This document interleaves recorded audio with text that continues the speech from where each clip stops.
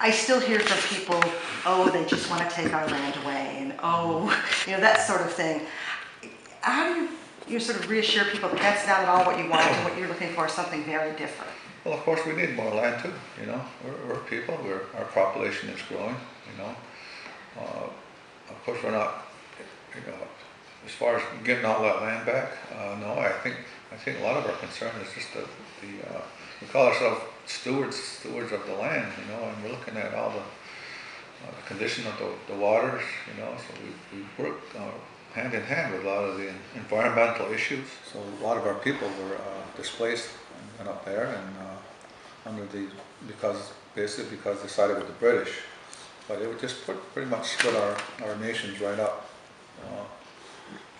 But that's when it started was the Skahe, and then in the 70s, 1977, I think, the Haudenosaunee indigenous people in America were invited to go to Geneva and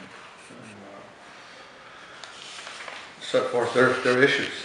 And as I look back, and you wonder, well, why did they go there and why did they do that? And I think I think they really believed that back then that they weren't going to get any justice in the court system that was there. And so they kind of set the groundwork for that. So since the 70s, they've been working on very involved. The Haudenosaunee have been very involved in UN things, events there, and over 30 years, they finally finished the Declaration for the Rights of Indigenous People. A lot of the nations across the country up in Canada are using that to just put it into their laws and quote it. And it's not law. It's nothing that Canada or U.S. has to abide by. But ironically, four countries who failed to accept the Declaration of the Rights of Indigenous People, and there was Australia, New Zealand, Canada, and U.S.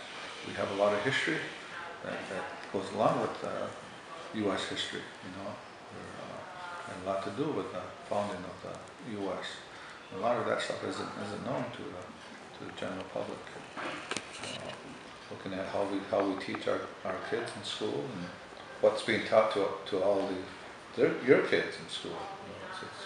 We're just kind of limited from that whole discussion. It's like we're not here anymore, and that's why people, even in Syracuse, say, "Oh, we didn't know there was people down on the south side of Syracuse and have our own nation down there."